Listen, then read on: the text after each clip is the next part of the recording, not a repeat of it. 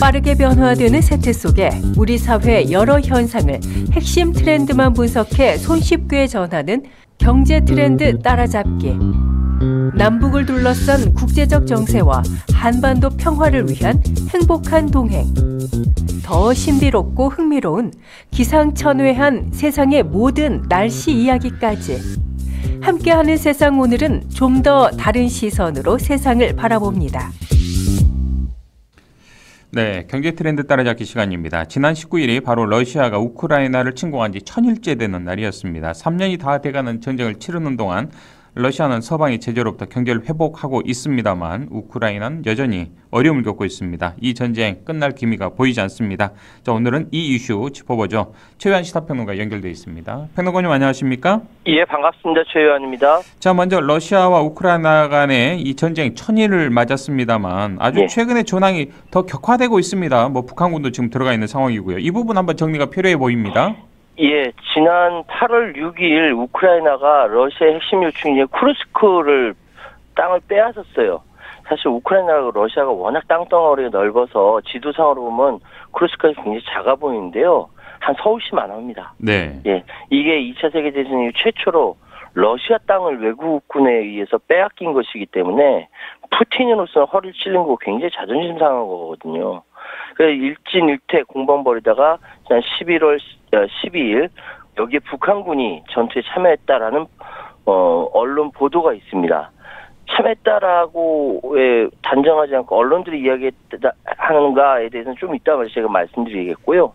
일단 이 부분에 대해서 이제 미국은 또 17일 날 에이테크스 미사일을 허가했고 그동안 한반도에는 사용하지 않았던 대인지뢰를 또 지원했습니다. 그리고 또 19일 날 우크라이나는 에이테크스 발사하고 이날 또 공교롭게 러시아는 핵 교리를 개정했고요. 다음날 20일은 영국제인 스톰섀도우 미사일을 발사했고 그러니까 앉아서 죽을 수 없다라고 하면서 21일 러시아가 소위 마하 10의 극초음속 미사일 오레시니크를 발사를 했습니다. 전체적으로 러시아 우크라이나 전쟁 전황이 지금 우크라이나가 좀 불리한 상황이거든요. 네. 전체 전선에서 밀어붙이고 있다 이렇게 보시면 될 것 같습니다. 자, 급한 것은 현재 뭐 우크라이나가 러시아 본토를 공격하고요. 또 러시아는 핵무기로 보복 공격하겠다 뭐 이렇게 좀 공언을 하고 있는 상황인데 뭐 확전이 되는 것인지 그렇지 않으면 전쟁이 종결되는 것인지 끝나려 하는 것인지 현재 상황이 어떻습니까? 전쟁이 뭐 오리무중인데 양상이 좀 바뀔 수도 있을 것 같아요. 이게 이제 미국이 제공한 에이테크스 공격하고 영국이 지원한 순항미사일 스톰섀도우 공격하고 또 막 이렇게 격화되는 것이죠. 그 이전에는 우크라이나 하이마스라는 고속발사 체계가 있었는데 그게 한 80km밖에 안 됐었거든요. 근데 이거는 에이테크스나 스톰섀도우는 300에서 500km. 이건 러시아 본토를 때린다는 거예요.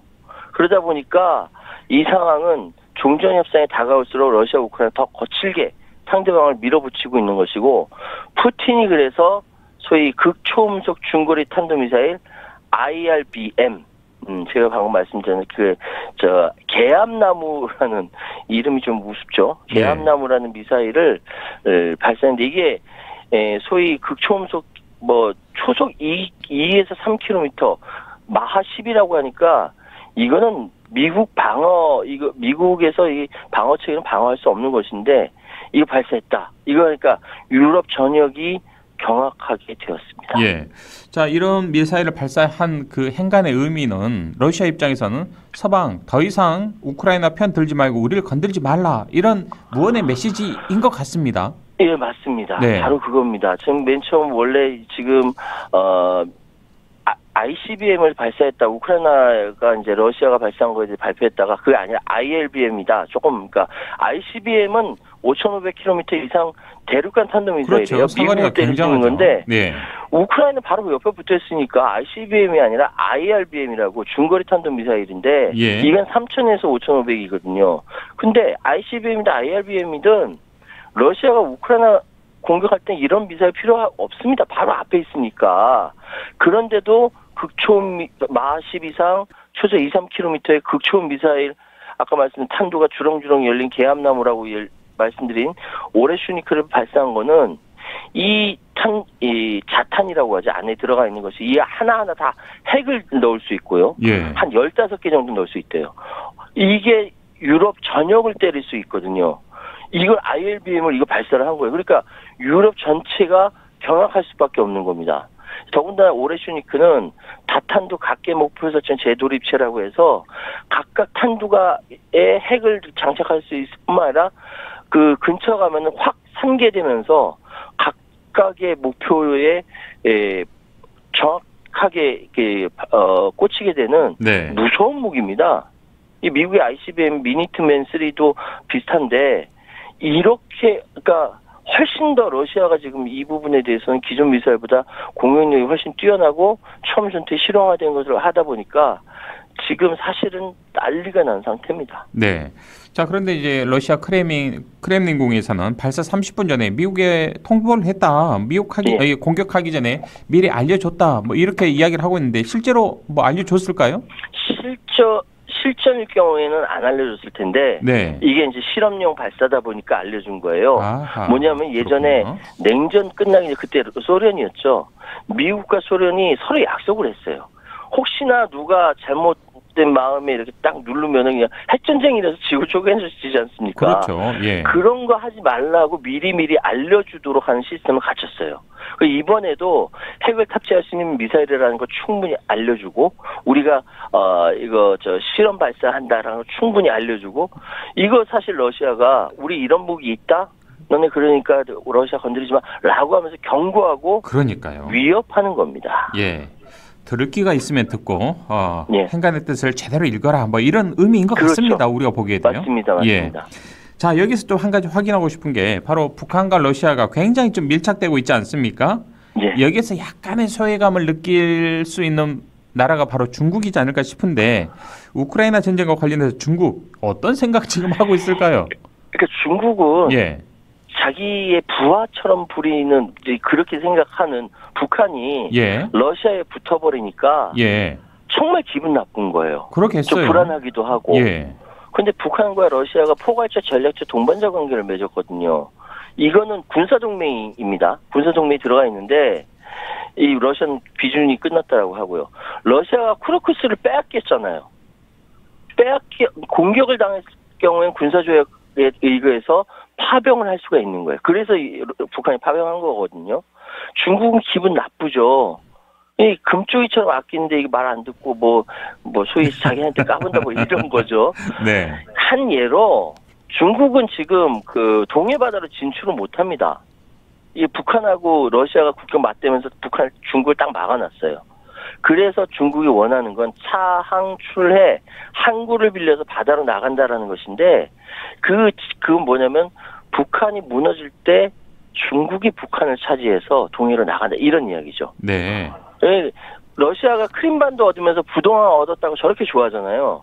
근데 만약에 그 중국이 이 동해바다로 나가게 되면 지금 서해바다를 통해서 나갈 수밖에 없는데 동해바다로 나간다는 거는 거꾸로 얘기하면 블라디보스토크 러시아 땅을 포위한다라는 겁니다. 이건 러시아로서는 재앙이거든요. 그러니까요. 이런 꿈을 갖고 있는 중국에게 북한과 러시아가 밀착한다? 기분 나쁜 거죠. 그러니까요. 더군다나 툭하면 세계에서 예. 북중러를 묶잖아요. 그렇죠.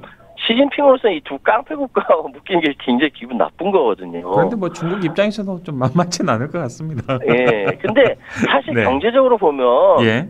작년 러시아와 북한의 교역량이 4만 달러, 우리 돈 한 5천만 원밖에 안 됩니다. 나라 대 나라가 5천만 원 교역밖에 안 되는 거예요. 98% 이상이 북한과 중국이에요. 그런데 비교도 되지 않는데 자꾸 신경이 쓰이는 거죠. 그러니까요. 예? 이거 소위 데리고 있는 부하놈이 자꾸 까분다 뭐 이런 생각을 갖고 있는 것 같습니다. 자, 또 여기 주제를 살짝 바꿔서요. 북한이 지금 러시아에 군대를 보냈지 않습니까? 예. 이에 대해서 좀 전 세계가 주목을 하고 있는데 일부 나오고 있는 영상들이 뭐 페이크 뉴스다 뭐 이런 이야기도 있는데 영상들도 그렇고요. 예. 이걸 좀 어떻게 봐야 할까요? 지금 파악한 바대로만 돼보이고 확실한 거는 첫 번째 파병 틀림없다. 10,000에서 12,000명. 두 번째 쿠르크스로 이동했다. 세 번째 소규모 전투가 있었다. 이건 확실한 것 같아요. 그런데 대체로 나오는 영상이라든지 뭐 누렁이 개고기 통조림 뭐 얘기하는데 북한에서 개고기라고 표현 안 해요. 예. 단고기라고 표현합니다. 단고기. 예. 이거 그리고 군인들 무슨 군인들에게 개고기 통일을 줬다. 이거 북한에서도 VVVIP들이 먹는 거예요. 이게 아니고 예. 또 부상당한 북한 군인이 증언하는 영상이 이거 그렇게 북한군 생포에서 증언을 받을 때는 우크라이나 국방부에서 발표하지 민간단체에서 발표하지 않거든요. 이거 페이크 뉴스라고도 이야기하고 특히 폭풍군단이라는 어마무시한 이런 이름 경보병 여단이거든요. 예. 사실상 초총하고 수류탄 들고 있는 이 보병 여단이기 때문에 그렇게 이 전투력이 세다라고 생각할 수 없는데 네. 지금 그렇게 쿠르스크로 가 있다라고까지만 그렇죠. 확인이 된 겁니다. 예. 이게 군단 이름 폭풍입니다만 미풍 군단 정도 되는 것 같더라고요. 체육도 왜소하고요, 군인들이요. 예. 알겠습니다. 오늘 여기까지 듣죠. 고맙습니다. 예, 감사합니다. 지금까지 최유한 시사평론가와 함께했습니다.